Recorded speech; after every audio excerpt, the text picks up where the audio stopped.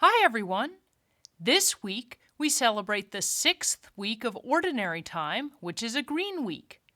Green is for growing, as we are growing in our knowledge of Jesus' life and teachings. This is our last week in Ordinary Time before we start Lent. This Wednesday is Ash Wednesday, which is the beginning of Lent.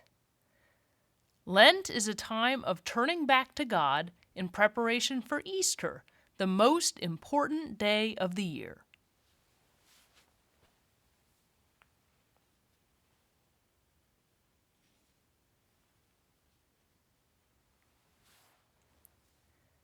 This week's Gospel is from the Gospel of Mark. A leper came to Jesus and, kneeling down, begged him and said, "If you wish, you can make me clean." Moved with pity, he stretched out his hand, touched him, and said, "I do will it, be made clean." The leprosy left him immediately, and he was clean. Then, warning him sternly, he dismissed him at once.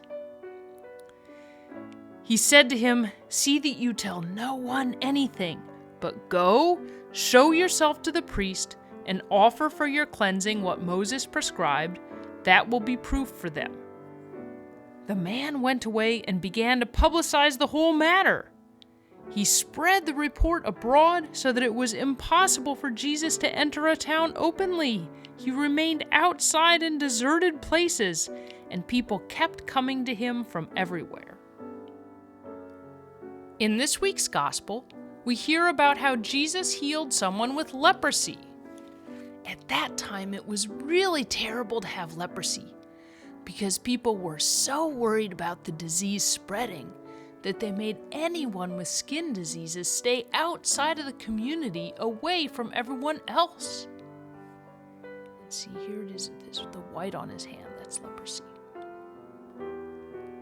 So when the leper approached Jesus, Jesus felt really sorry for him. Not only did he have a skin disease that bothered him, but he was also left out of the community by himself. The leper asked Jesus to make him clean so that he could come back into the community. Jesus healed him immediately. However, something surprising happened.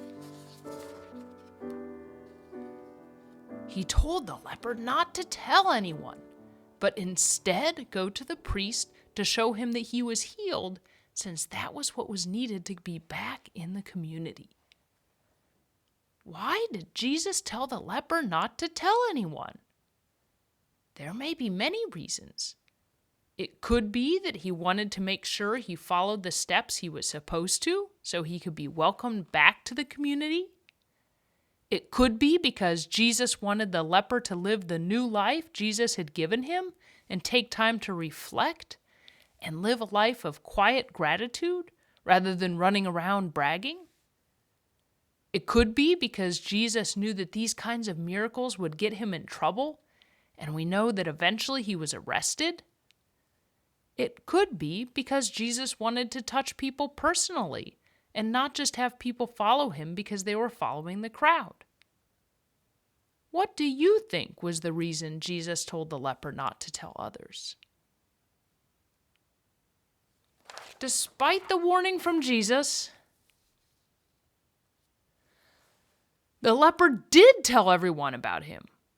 When that happened, Jesus' life changed. He could no longer go where he wanted.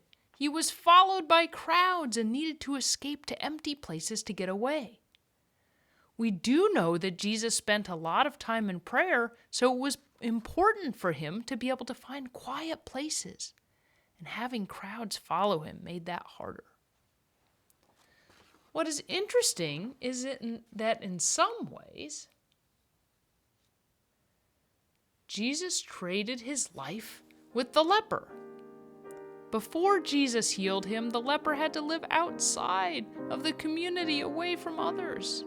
He must have been sad and lonely to only get to see others from far away. And at that time, Jesus was moving freely among the community and spending time with other people. But after the healing, the leper was with the people, telling everyone what happened.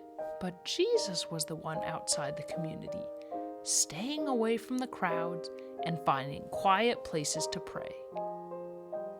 Although the leper didn't listen to Jesus, the risk didn't stop Jesus from helping the leper. In fact, helping the leper took away his freedom, but he healed him anyway. Jesus was not thinking about himself, but rather feeling sorry for the leper. Is there something we can learn here?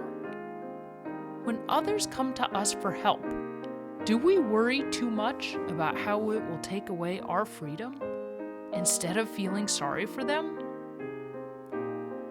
If we follow in Jesus' footsteps, how will our lives change?